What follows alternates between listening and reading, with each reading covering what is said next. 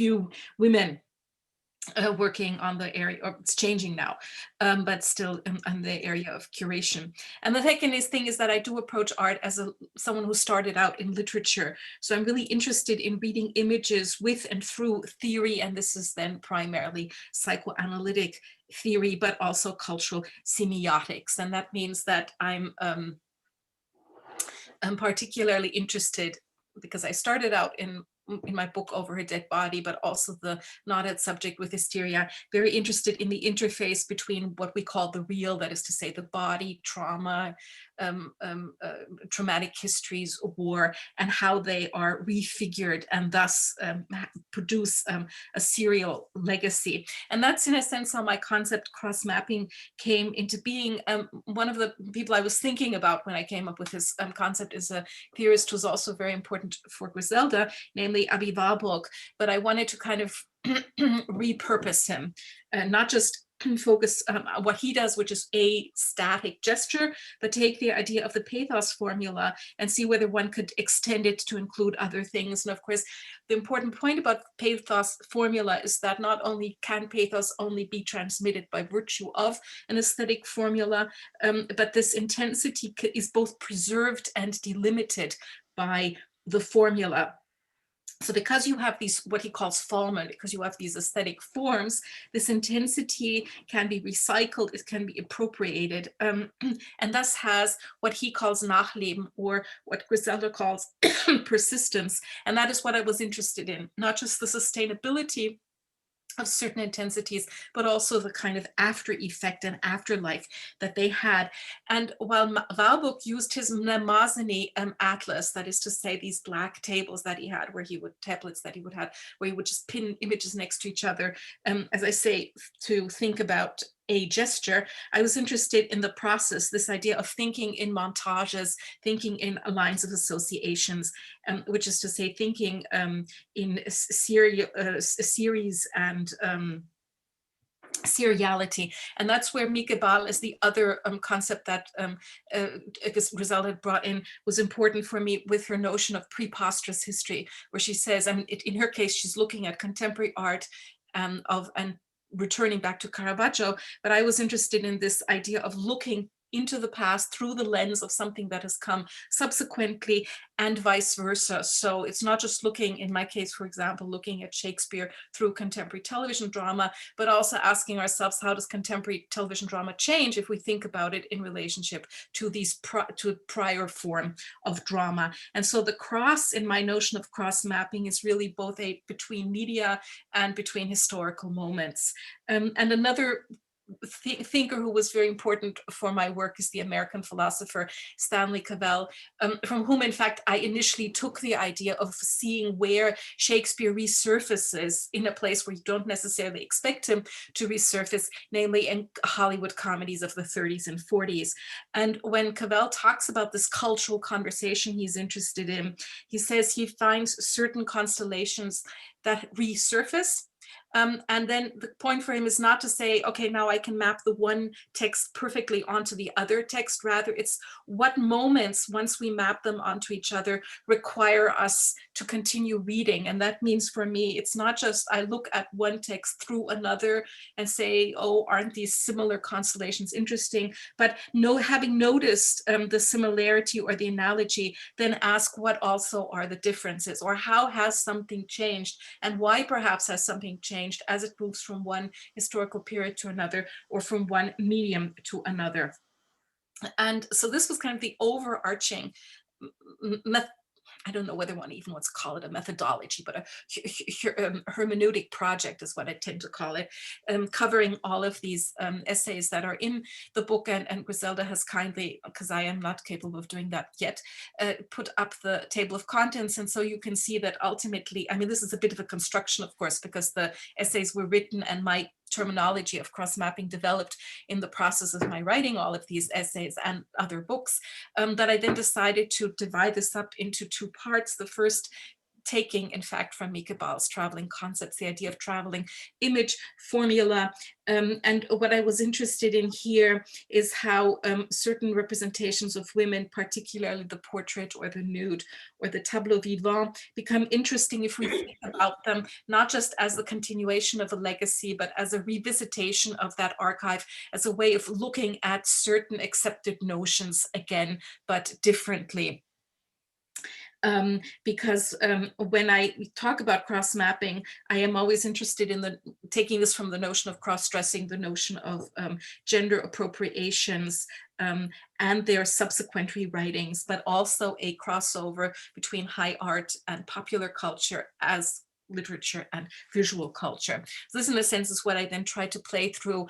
And that also meant going against the grain of what one would normally say. For example, the notion of fascist aesthetics, which Susan Sontag postulates when you then compare Riefenstahl with Busby Berkeley musicals and Walt Disney, you realize that these are different aspects of the same thing, and one can be much more precise by virtue of this kind of montaged thinking. And as also with something like Shakespeare's Wire, I've already mentioned that this was my attempt to kind of think through a very popular television drama, which in fact it was Griselda who got me to watch in relationship to Shakespearean histories.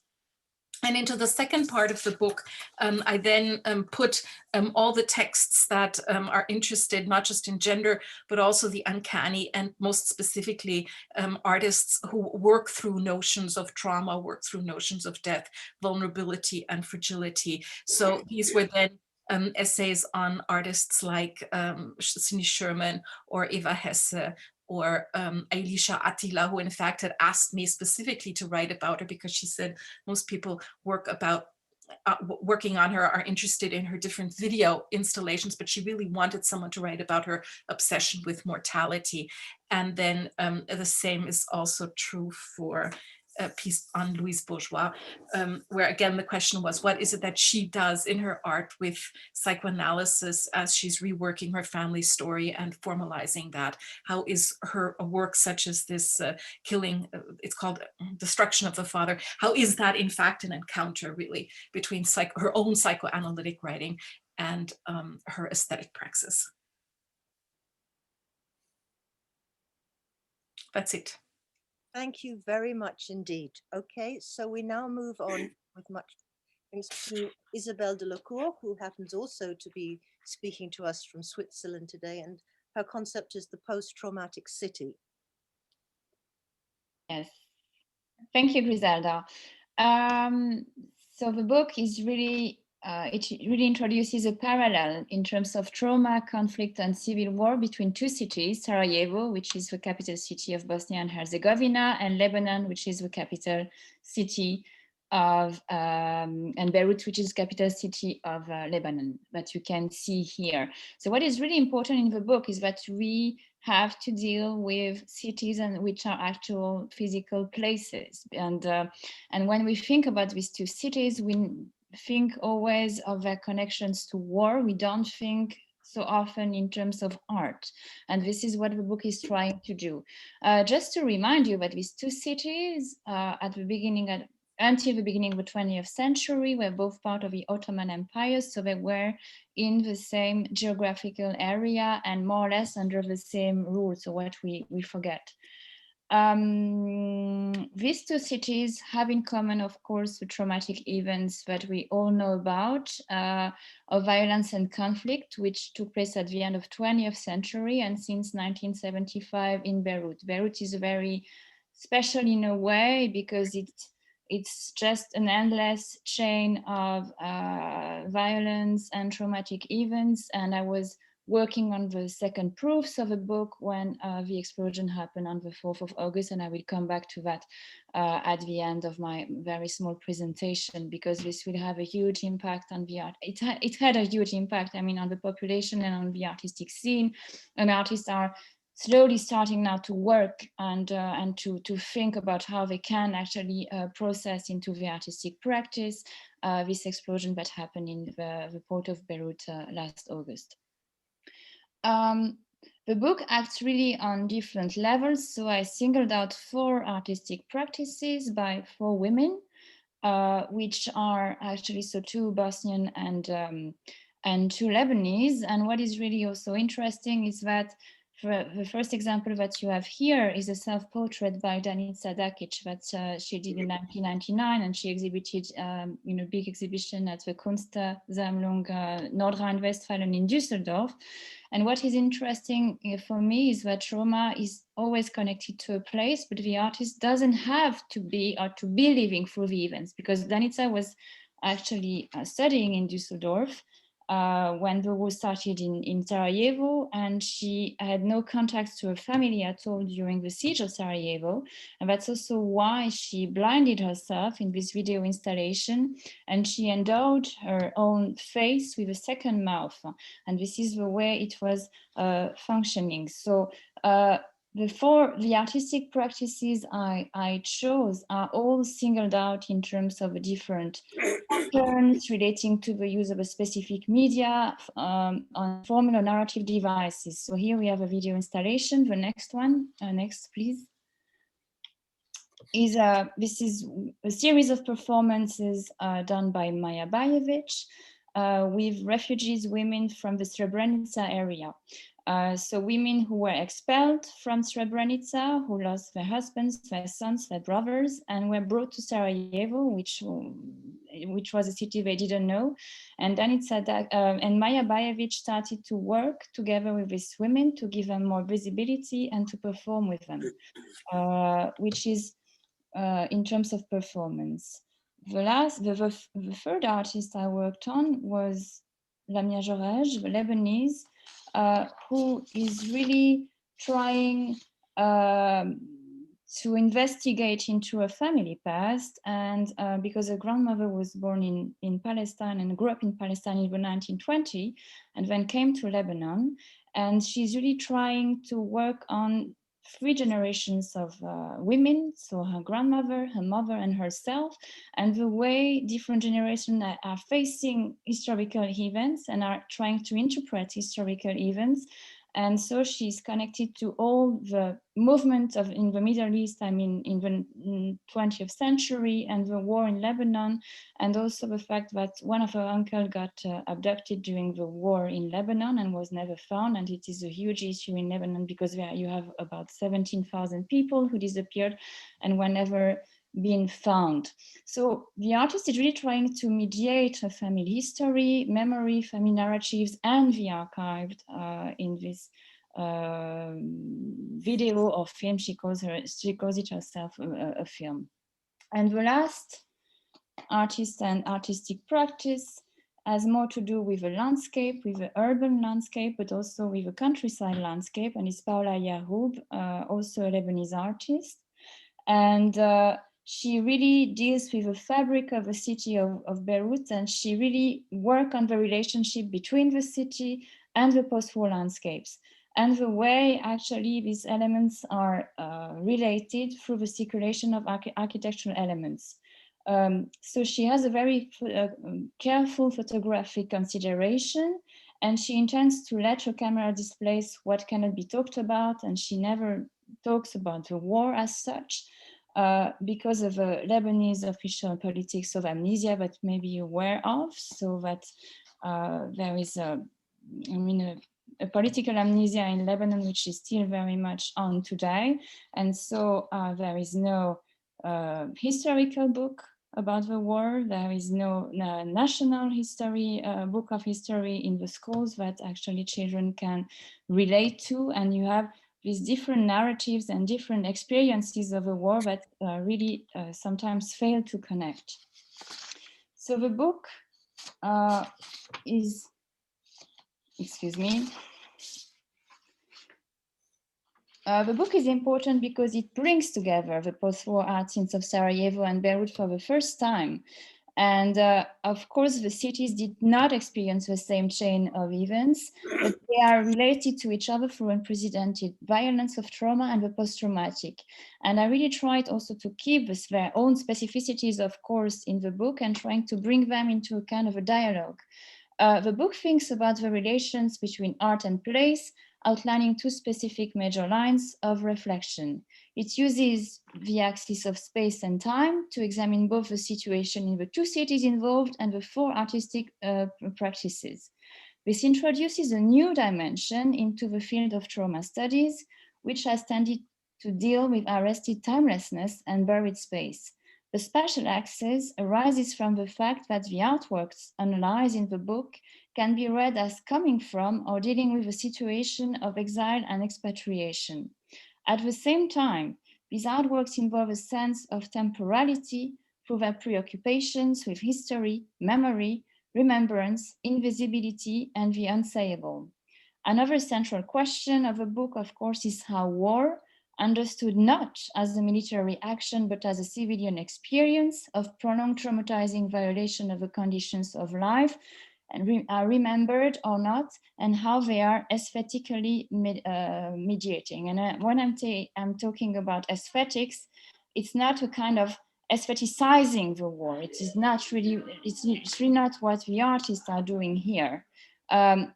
And it's also very important to stress that the artworks do not produce a kind of vicarious trauma in the viewers. They call for another kind of reading, materializing an absence or oblivion into the kind of perception close to memory.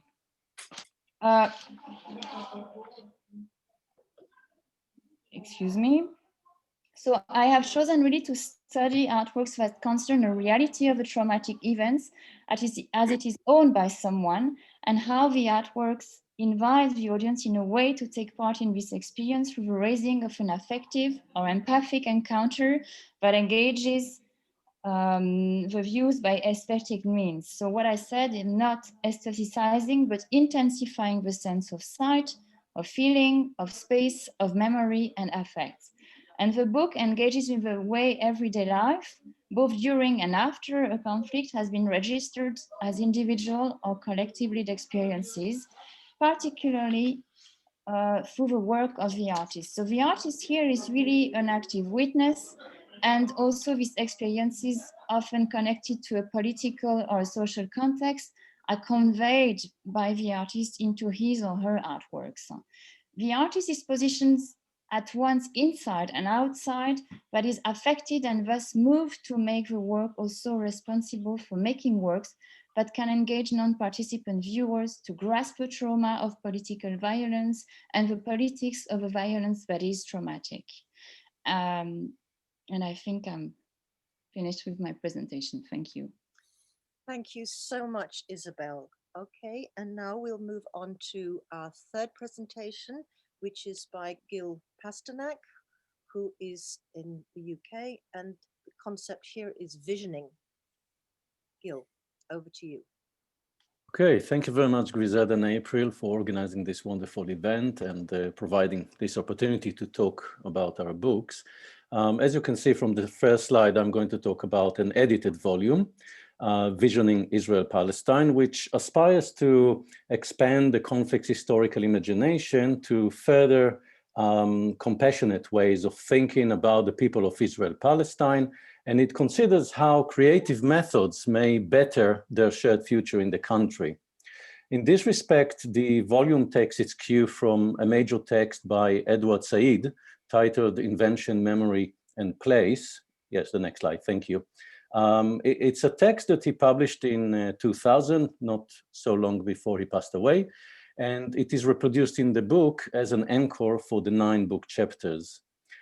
Said argued in that text that, at least since the 1970s, both Israelis and Palestinians, from left and from right, have used cultural media to formulate collective memories of separation, namely memories that either exclude or demonize the other national community.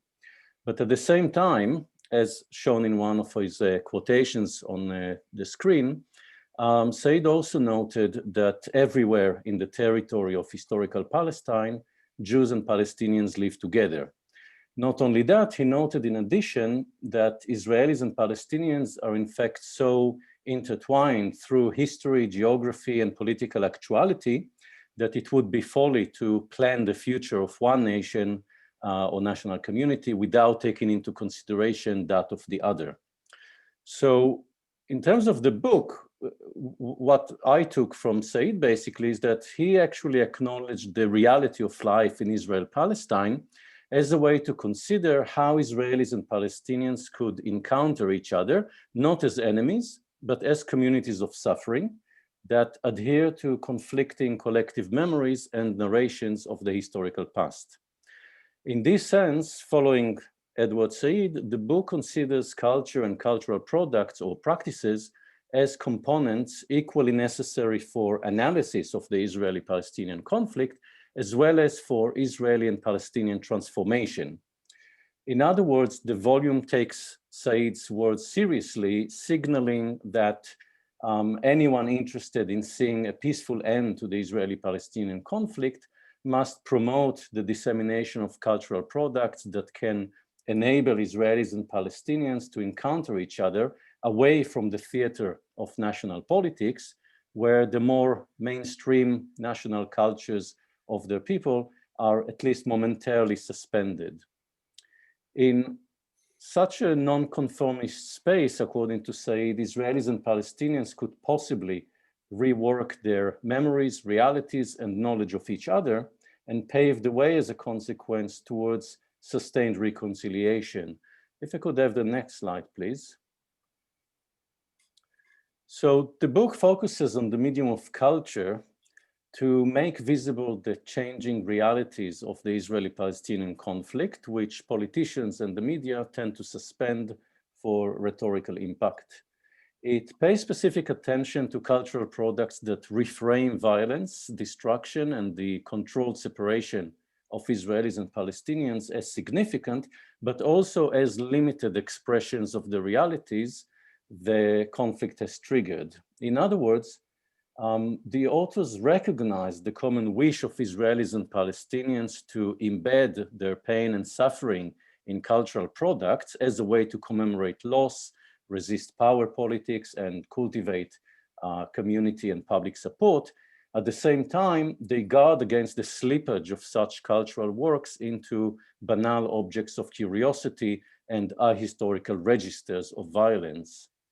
In fact, most of the authors in the volume consider cultural practices that exist alongside or even beyond the conflict's mechanisms of violence and separation, precisely in order to diversify our understanding of how Israelis and Palestinians and their communities in the Jewish and Palestinian diasporas experience and respond to the conflict. So in this way, the book demonstrates the inherent ambiguities and unclear definitions of Israeli and Palestinian identities, while expanding the visibility of the experiences and environments that the conflict has affected. The key issue then is not who is right and who is wrong about specific disputes. Rather, the issue is that such disputes are manifestations or consequences of cultural divides that as such fail to recognize their own historical evolvement under the influence of separatist politics. Could I have the next slide, please? The book wants to undo this condition precisely by recognizing and analyzing Israeli and Palestinian thoughts, feelings, emotions, impressions, and memories that underpin the conflict, and therefore the cultural frameworks or boundaries that condition Israeli-Palestinian separation in the land of Israel-Palestine and in the diasporas. The book suggests in this respect that the national and Marxist paradigms that often underpin scholarly debates about Israel and Palestine are not so productive, mainly because they tend to focus on subjective criticism and cement separation as a consequence, whereas visioning Israel-Palestine endeavors to prompt empathy, truth, and reconciliation. Could I have the next slide, please? In terms of the chapters in the book, they appear under two parts, one titled Products of Conflict, and the other is titled Products in Conflict. The first part, Products of Conflict, is dedicated to discussions of cultural practices and objects that emerge from within the everyday experiences of the conflict itself, most often in response to personal and collective memories, specific historical events, and particular political realities. The chapters in this section attempt to provide historically and politically informed analysis of cultural products ranging from films, videos, and installations to sculptures, paintings, and text. And their authors expose the cultural tendencies and experiences that trigger the making of these cultural products, as well as the interpretations of the Israeli-Palestinian conflict that these cultural products foreground. In doing so, they exhibit the dynamic cultural history of the conflict.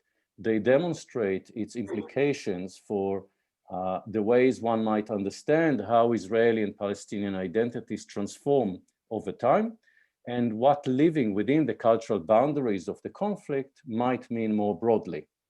And you can see on the screen the names of the contributors of this part of the book. So it's Abdul Rahim El-Sheikh, Crisula Leonis, Anna Ball, and Griselda Pollock. If I could have the next slide, please. This is the second part of the book, Products in Conflict, which revolves more specifically around the question of the power of cultural products to affect the nature of tangible manifestations of the conflict. Here the contributors are Sander Gilman and Rhoda Rosen, who co-authored the chapter, Hugh Wall, Simon Faulkner, myself, and Ihab Salul. These authors trace the active participation of exhibitions, public displays, paintings, photographs, and oral history in the duplication, or if you will, in the recreation of the Israeli-Palestinian conflict. In more practical terms, they demonstrate how the conflict has become manifest in spaces such as museums, city centers, newspapers, and even the privacy of Israeli and Palestinian households, both within the geographical boundaries of Israel-Palestine and once again in the Jewish and Palestinian diasporas. The next and final slide, please. So unavoidably, the book Visioning Israel-Palestine must be seen as another articulation of the conflict's cultural boundaries, but hopefully it creates a sphere for Israelis and Palestinians to encounter each other away from the otherwise separating cultural territories of Israel and Palestine. And putting the volume together in itself was a collaborative work. Admittedly, not all the authors are Israelis or Palestinians, but it was really a long-term project in which most of us shared with each other our contributions. And this way, hopefully, readers will see that the book is actually quite coherent in this sense, despite being an edited volume, bringing together all these ideas and at the same time not compromising or simplifying the different approaches to this highly complex issue of Israel-Palestine, its reality and future. And I think that's a fair description of the book. Thank you. Thank you very much, Gil, for that very, and all three of you, for incredibly exciting, rich, and beautifully presented sense of the projects of the books and the ambitions, the resources, and indeed the significance of this working with concepts, but really touching on some very major and indeed very tender and sensitive, but also powerful issues of our present world. We're going to move now to the discussion of a little mini series which we've been created within New Encounters, which is a project, a collaboration between myself and Max Silverman. I found these two wonderful images of us because we're really quite sweet looking people, but suddenly looking terribly ferocious in our intensity, which is from a website called Disposable Lives, and it's engaged by Bradford Evans, which is really much a larger concept about the exploration of the issues of violence. We are going to be talking about two books that form part of a 4-book series, which emerged under a long-term research project that Max and I have undertaken called Concentrationary Memories, The Politics of Representation.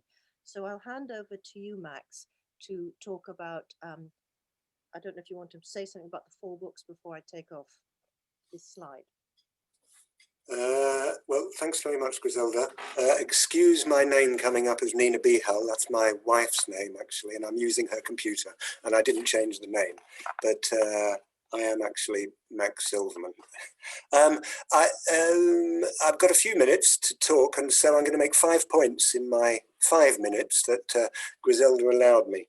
The first point is about the use of the term concentrationary in all of these books, and it's a concept that that we retrieved, a concept first used by David Rousset, who was a returning political deportee to the concentration camps, from the concentration camps, used by others as well, to signify a particular power complex, industrial power complex, that led to the stripping away of humanity.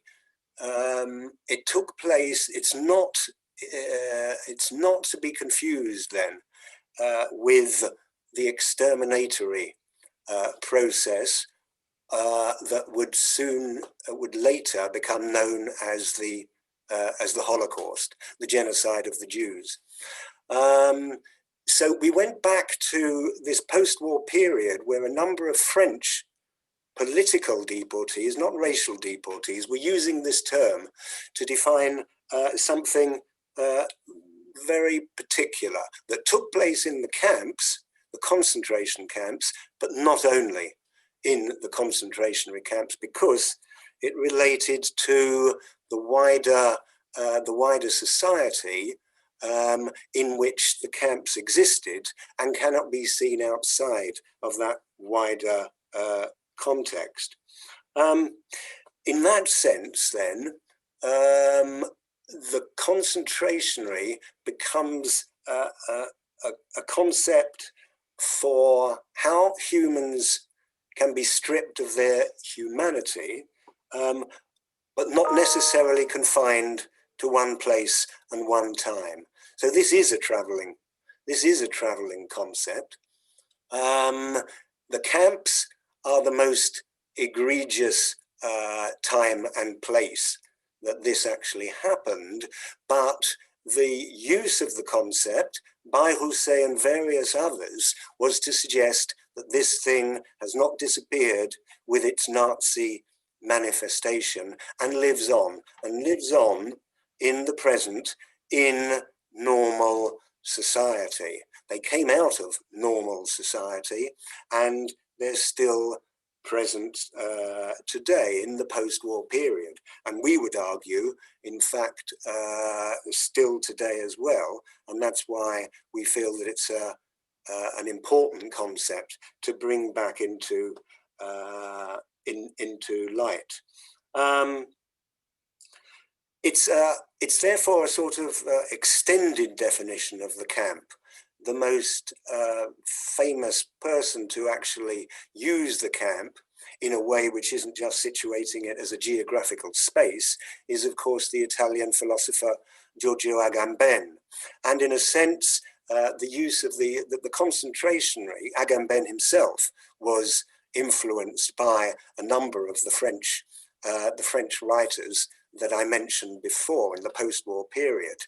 And so his use of the camp as something that defines a wider society and can be found in various different institutions, practices of a society, and not necessarily simply in concentration camps themselves. So this is an extended use of the camp so that it can travel across different times and places.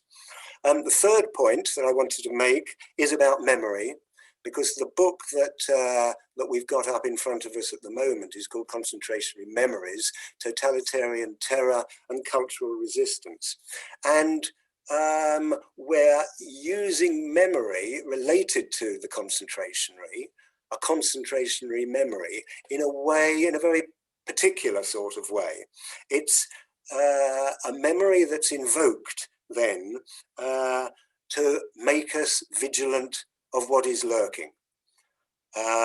It's something that's haunting our present lives and needs to be revealed because it can mutate. It does mutate into different forms. There are various ways in which people can be dehumanized. And so this is a memory which has to jog us out of our way of seeing the normal world. It is influenced by a Brechtian defamiliarization. Certainly the theorists in the period that I mentioned before, in the post-war period, were very influenced by Brecht.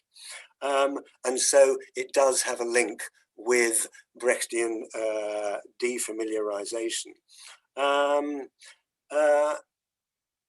it also is coupled with a particular version of art, which Jean Quérol, a name that you've got in front of you there, in a book called Lazarus Amongst Us, and Jean Quérol himself was another returnee from the camp, who defined a particular type of art which would enable us to strip away what he called the decor in a film that he made with Alain Resnais in 1955, perhaps one of the greatest films ever made about the camps, called Night and Fog.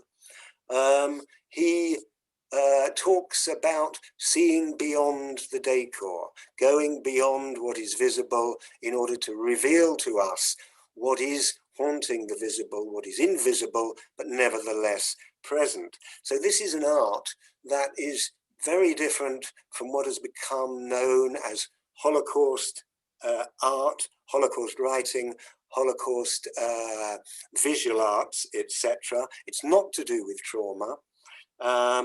It's not to do with survivor testimony.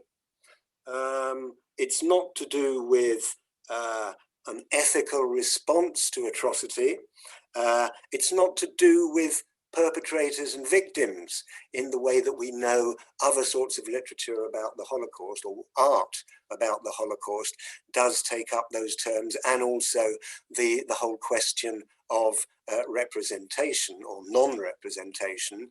It doesn't. This is an art form then, and a memory, which is what we wanted to distinguish from what has become known as Holocaust memory and Holocaust art, and deals with something very different, and also art forms then that also need to be different in order to reveal this thing, in order to resist them. So this is a question of recognizing forms of total domination, what Hannah Arendt called total domination, in order to have an art, create an art of resistance. And finally, my fifth point, the book itself that I'm talking about here, which is Concentrationary Memories, Griselda is going to go on to talk about the second book, has a long introduction by Griselda and me, developing some of the themes that I've just mentioned. And then it has contributions as well by political theorists of forms of total domination, often influenced by Hannah Arendt, especially Hannah Arendt.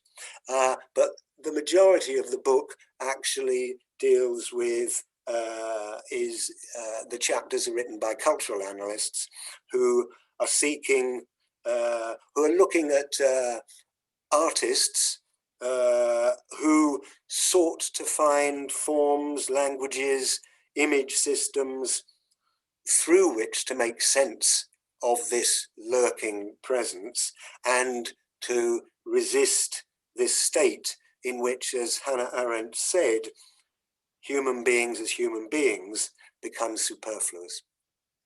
Thank you. Thank you very much, Max. And you can see then some of the titles from that particular volume there.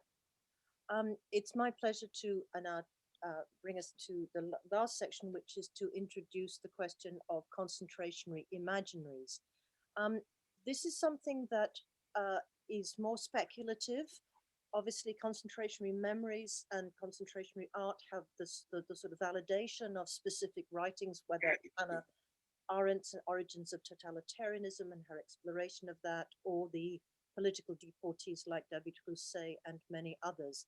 The question was, to what extent would, if memory of this concentrationary phenomenon that had been invented in the middle of the 20th century had its roots much earlier in imperialism and colonialism, and now persisted in the forms of dictatorships and even in societies such as South Africa, if the political kind of agitation of memory to make us vigilant about this erosion of the human, erosion of democracy existed, was it perhaps something else more sinister happening as well, whether the concentration was present through a kind of notion of the imaginary, which draws on in part from the psychoanalytical discourses of Lacan about the notion of the imaginary, the realm of fantasies and images, but also in the notion of a colonial imaginary, a kind of more kind of a collection of images and ideas and stereotypes which shape us sort of ideologically and kind of passively get absorbed and become a norm.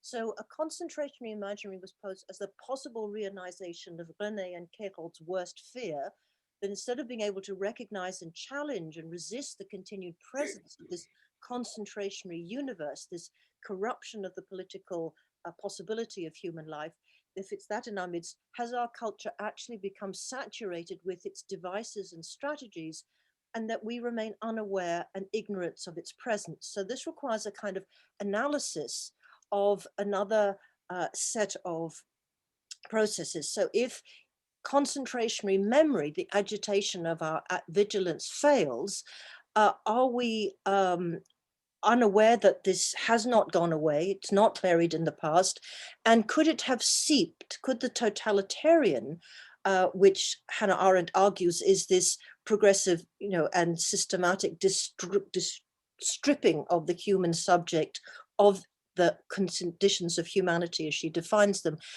could this have passed into our cultural imaginary, where it is shaping us and our imaginations in its violent, humanity violating image? Now, this is more than just condemning the violence in the movies. It's particularly to try and understand how plots and narratives and forms of cinema may in a sense be normalizing us, or normalizing the concentrationary and accommodating us to its way of seeing the world and making it appear to be, in fact, worse than just seeing it, but in fact, entertaining. So in concentrationary imaginaries, we are exploring how the concentrationary legacy, revealed and resisted by those writings and artworks and films that are kind of concerned with making us aware of a kind of concentrationary memory, how it's present in a form of a kind of unconscious and politically unprocessed concentrationary imaginary, which required particularly one of our colleagues who worked with us, Benjamin Hanavikusen, to identify a whole different set of systems by which seeping, creeping, and kind of taking over, that one could find it in a whole range of films that had nothing to do, apparently, with historical concentration camps or even the colonial or mid-war periods. This could be something like the Pink Floyd's The Wall. It could be some of the films that deal with, in sense in which we watch, where we do not mourn in a kind of Judith Butler sort of way, we do not mourn the death of certain people. Certain figures are considered surplus, dispensable, and we do not sort of weep at the deaths, we just accept them as part of the narratives. And finally, we're asking ourselves through this, has the concentration seeped from the political real into culture, from politics into entertainment, accommodating us to its insidious erosion of democracy and what Arendt called the human condition, which is plurality, the capacity for action, and the capacity for political transformation through speech within an area of our own communication. So the book contains essays by the Italian philosopher Adriana, it shouldn't be Adrian, I'm sorry, my spelling is so terrible, Adriana Cavarero, and Olivia Guaraldo, Ian James, who's a specialist on Virilio. Sorry? Virilio, yes. Virilio, sorry, thank you very much. You just little bit younger, help me. The wonderful work of Aaron Kerner, who has done a great deal on Holocaust cinema, but exploring a whole series of concentration dimensions in torture movies. Max is also going to write about Hanukkah, the gentleman, Benjamin Hanavikusen, on recent contemporary films, which he sees where this particular sense of the concentration is used as a device within films. Shutter Island, and Brenda Holweg, whom we also saw in Concentrationary Memories, looking at films, which in fact one of the films that set me on this, which was not the Nikita herself, but the series of films in which someone is trained to be an assassin. And that was when I first began to think, has this infiltrated in ways that we don't recognize, but it is actually concentrationary. So the tracing of totalitarian terror in popular culture becomes the mirror image of tracing political resistance through aesthetic practices in the formation of concentrationary memories. So hopefully you've got some idea of the project and the ways in which we are using concepts to bring together a number of different works or concentrate in specific studies such as monographs. And we are now in the position to open this up to conversation. So I will stop sharing my screen, and hopefully we'll find that there are some people still left with us who might be interested in posing any kind of questions to any of the authors, or the authors can pose questions to each other, or as you've been listening to it. So I think I have somebody in the chat. Somebody has had to leave through elder care, but if you have any questions, please turn your screens on, or your videos, your microphones, and we'd be happy to have a discussion. I don't know if anybody, we see we have Karen Cordero from Mexico, welcome, and others.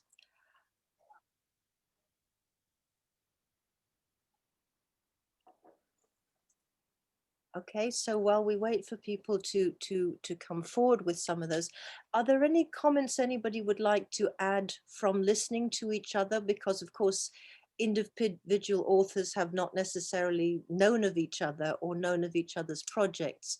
I wonder if there's any sense that you've perceived certain continuities in this series that now that you see what you're actually part of. Well, I think what all of the projects touch on is this idea of rendering visible something, which can only be rendered visible because of a way one approaches it, either by making connections or by going in counterintuitive directions, by drawing analogies. That I was struck by that. I mean, you use the word defamiliarization, but I think defamiliarization is something that probably each one of these projects is interested in. Kind of, there's a way of seeing something, and then if one shifts the focus slightly by bringing in another concept or by coming at it from a different position, then what has become accoutumé, ordinary, is no longer that. And that would be one thing. And to think that both as an aesthetic practice and as a political attitude, meaning that the aesthetic form is much more political than one normally thinks. That's what I kind of would say. And I mean, really, on the other, while everyone else is still thinking, Gil, is it Gil? I mean, are you hopeful about the way that there might be able, I mean, I knew Said quite well, and I knew that he was so insistent on not having two individual states for exactly the reasons that you talk about, why separation would both be politically, philosophically, but just on a very concrete cultural level made no sense. And we've been watching, I mean, some of us have been watching this conflict now for so many decades in a sense of despair, really. but you sounded so hopeful, the idea that on level of culture, on the level of kind of our artistic work, there might be the possibility of reconciliation. There might be spaces where precisely that encounter between people is possible, that gets over, that avoids, or that goes beyond the confrontational. I mean, I'm saying all of this as I have what is happening in Washington, D.C. at the moment in mind. So I'm kind of curious about, are you optimistic?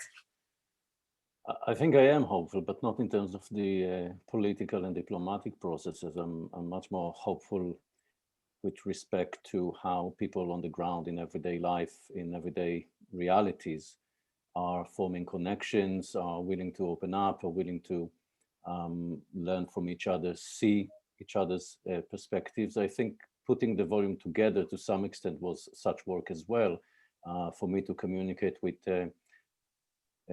authors who, I mean, I'm originally from Israel, and communicating with authors who are originally from Palestine in itself is already, in my view, I wouldn't say an achievement, but it's already part of this kind of a process. And in this respect, I think the book is almost a platform that allowed us to start something in this direction.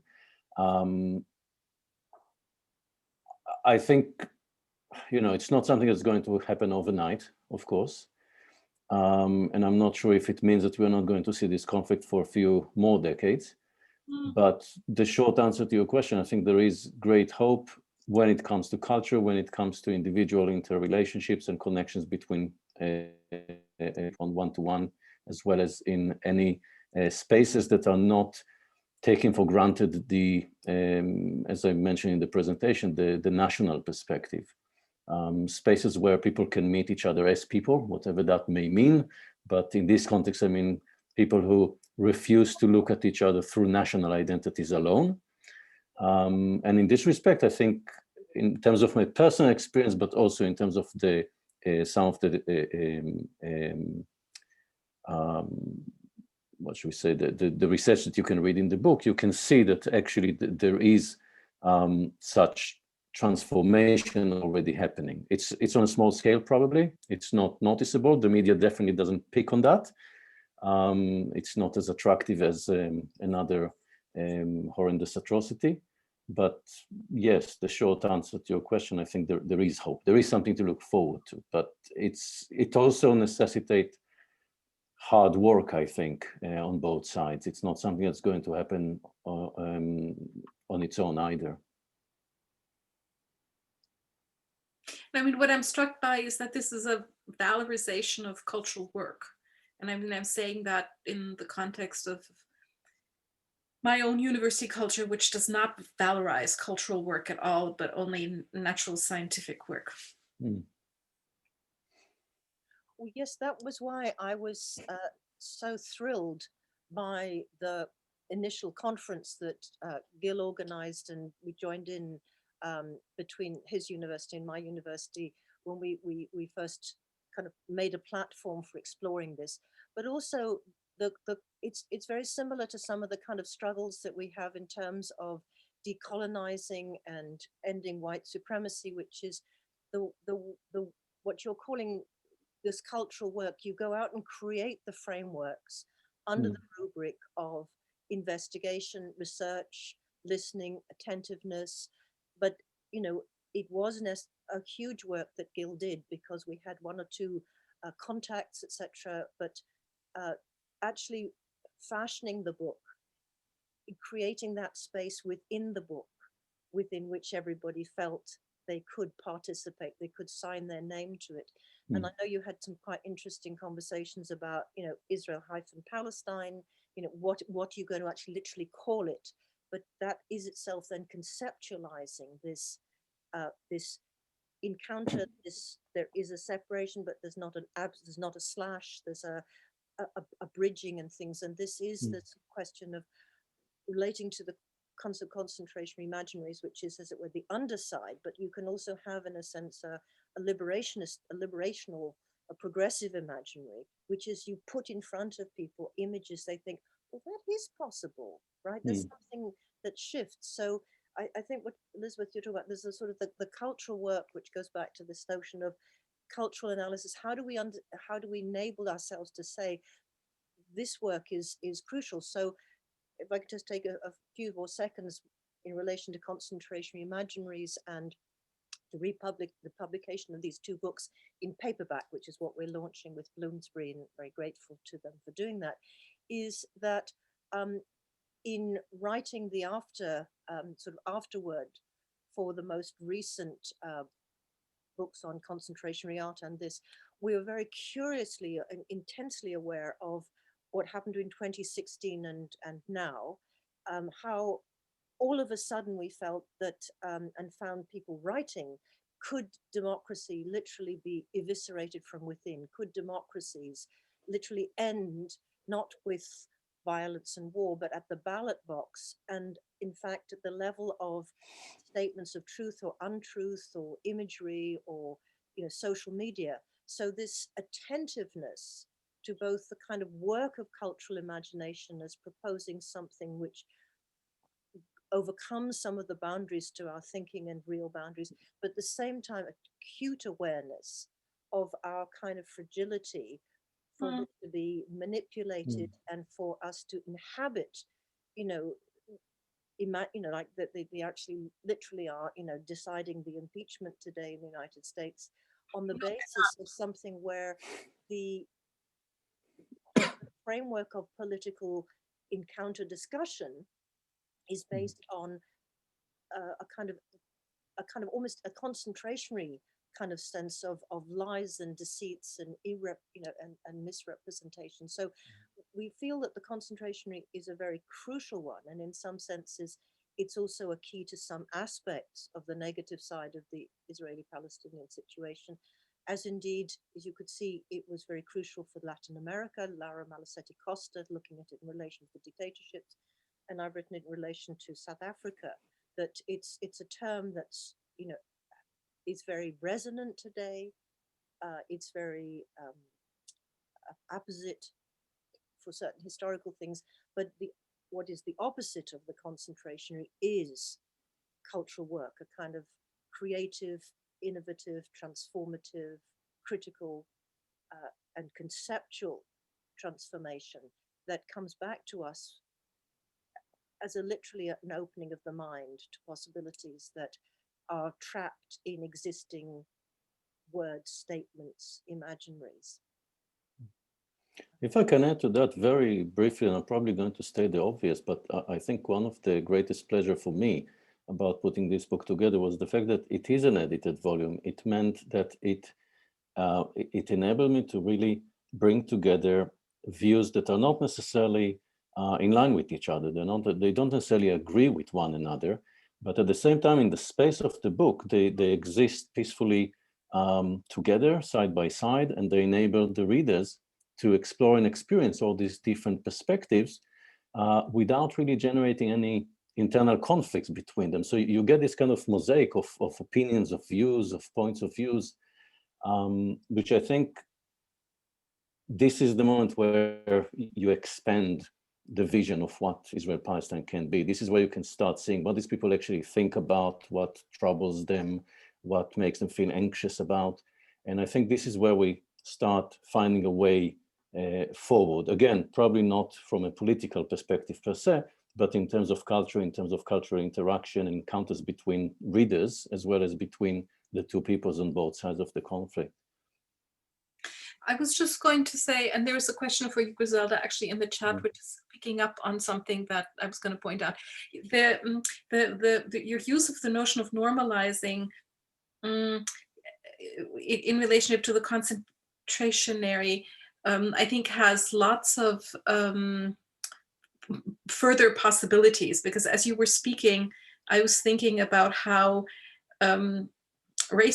explicit racism has become normalized. I mean, there are all kinds of things that have seeped through and can now be said. And and people not having noticed them. And I think it would be interesting to track not the obvious places, because this is the way I understand your book project, not to look at those obvious films, but to look at films like what you said about Shutter Island, where you wouldn't really think about it in those terms, but once someone says, yeah, but wait a minute, the logic behind this is that one then can then see how certain certain violences, I would say, become naturalized, not simply by glorifying them or making them enjoyable, but in fact by them just becoming part of the texture of how a story develops or what happens to certain characters, etc. Right, and the counterpoint, this is what Leanne wants to know, the explicit deployment of violence as a deterrence, rather than the pointing out of implicit violence. Yes, no, I'm interested in the chat. The question for the deployment of violence for entertainment normalizes and inhibits responsibility, or in the sense of the ability to respond. I was wondering if we had thoughts about violent imagery and the deterrence. I don't think they are quite the same things, because I think if you purposely show people something for the to indicate that this is a dangerous thing to enter into, such as smoking, or that, you know, that there is real danger. It's the question of the concentration. I'm sure, Max, you'd like to come in on this at some point. It's that it's the logic of it. So what Hannah Arendt revealed is the camp is a system that has visible camps where particularly extreme physical violence is practiced, of torture, overwork, you know, brutality and sadism and underfeeding. So just remind you that, you know, extermination camps, you do not live for more than a few hours of arrival. Concentration camps, people lived for 5-10 years if they could survive, but were intended to live through the agony of knowing they were isolated from the world. Nobody knew about the worlds they were living in, and this was part of the kind of torture. So the sort of, there are camps, but the effect of a society that has camps, that's what Rousseau and others said, it politically eviscerates the entire society. It's part of a kind of terrorizing of the society.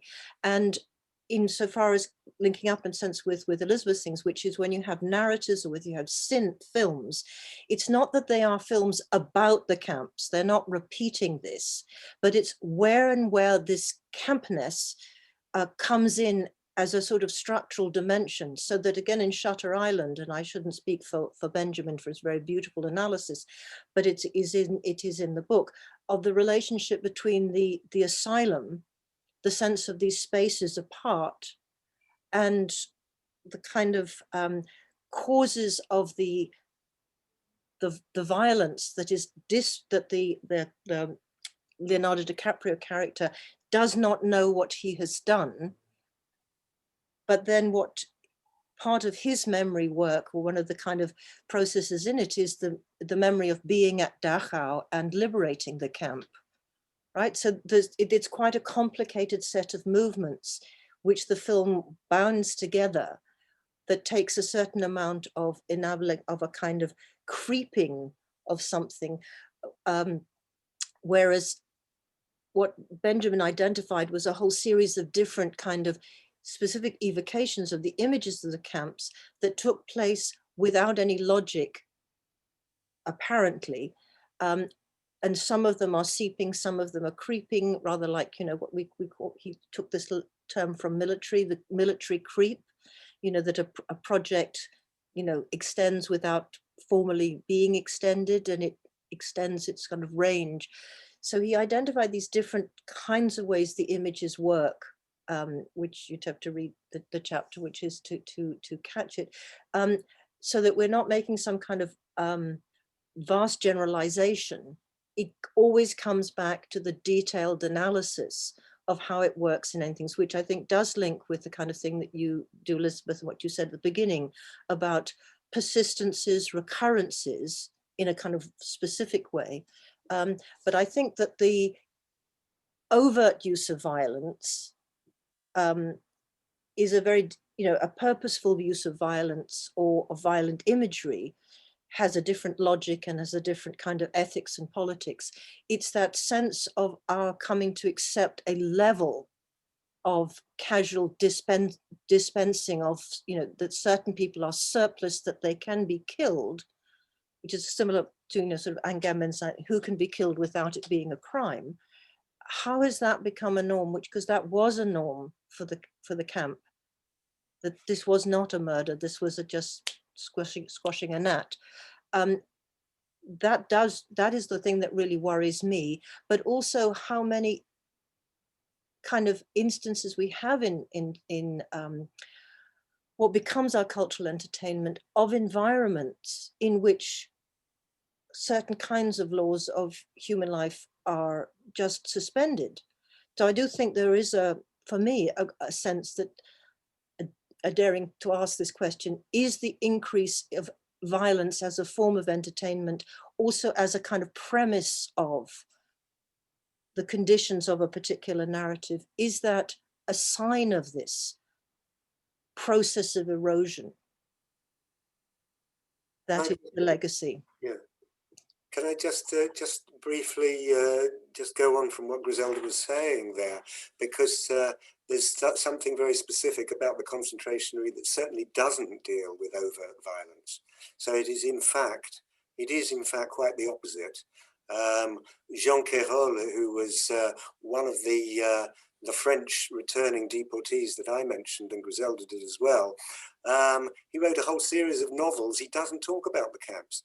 It's not to do with the violence that he suffered, the violence that other people suffered.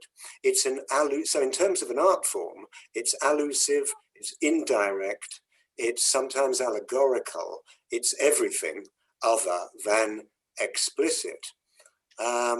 It's something like, to massively generalize, it's a sort of Matrix-like version of reality that we have to actually see through, see how it's actually functioning when it's not in plain sight. It's that sort of art rather than, and I think Griselda is absolutely right that to talk about, when we talk about the way violence has become normalized, I think that's a different discussion. And it's not the same as what the concentrationary actually signifies. And So I think can I just clarify that, because otherwise it looks as if we're arguing with each other.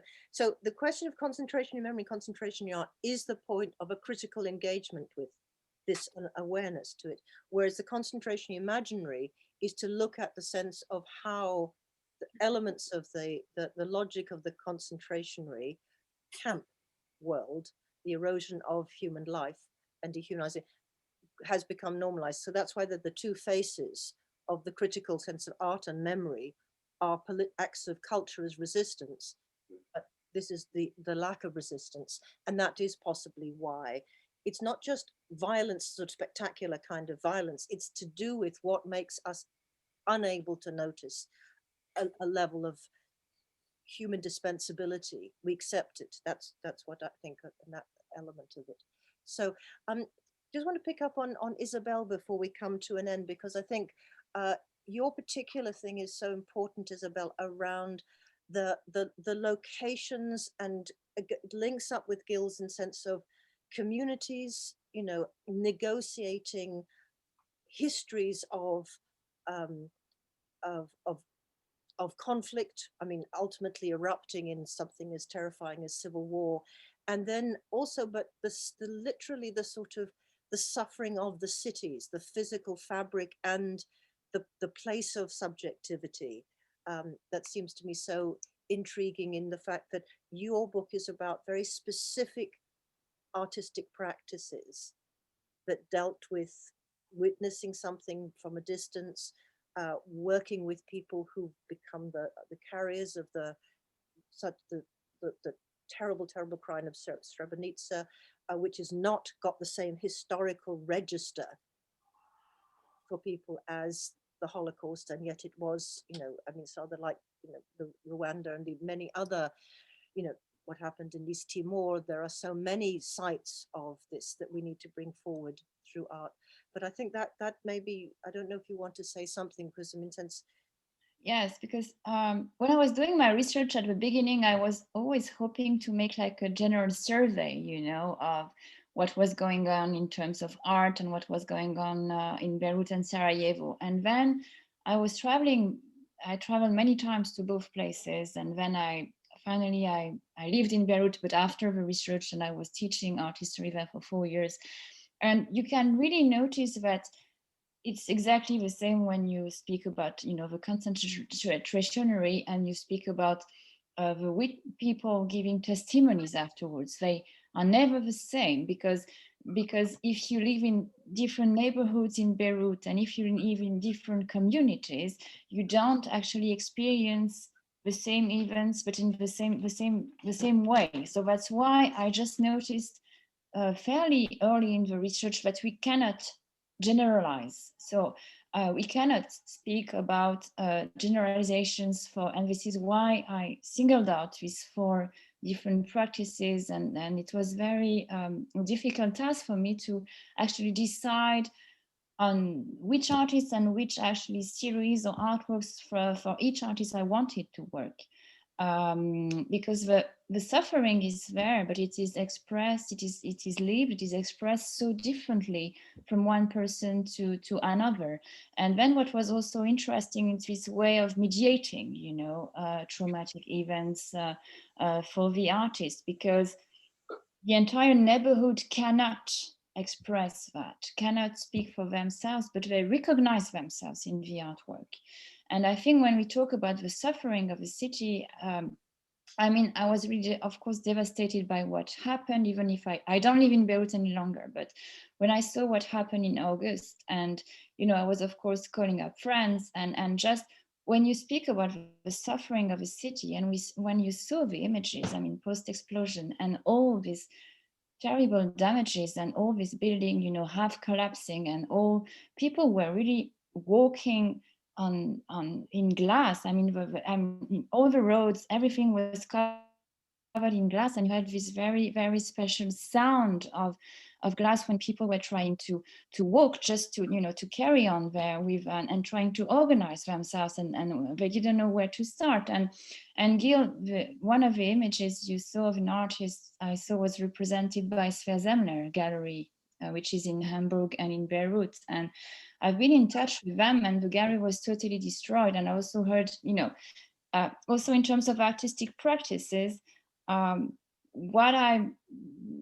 because it's important for me to raise this point about this now, is that everybody is asking what's going on in Beirut, and we're very curious to see what artists are creating. But it's just, for me, it's just that we're not in a time of sensation. It is not because this happened and we are just expecting from our little, comfortable homes to see what the artist and the suffering artist will create. It's not what matters right now. I think they are, and this is also why they are in a way for us, because we live in the instant nowadays, which is also always, which has its advantages and disadvantages to do it. But I think what people I know, artists lost their studios, they lost their homes. I know of galleries who were just, totally just destroyed to the ground. I used to live just next to the harbor. I saw pictures of a street where I used to live and so on. And I think they are in the middle of a terrible economic crisis, on top of a pandemic, and on top of everything. The political system is kind of collapsing, but the politics and the politicians are still in place. This is, people are getting like 20% of their former salary nowadays, and they have to survive with that.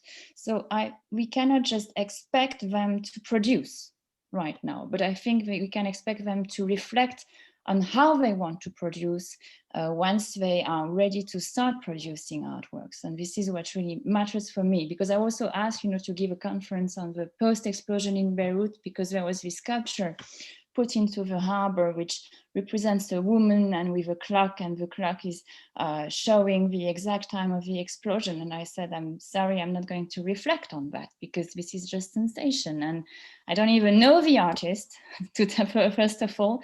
I don't know who allowed this artist to put this sculpture in this place. And it's not the kind of art I'm dealing with because as you know, the art in a way is traumatic because it arouses something in the viewer. It's not that it's a very violent art to see, and you saw the artworks that I was showing. It's not something violent, but it's just something which makes us feel something and reflect and then make, and it's like an encounter actually with this kind of artworks, and we want to know more once we see them, but not everything is available at the first level.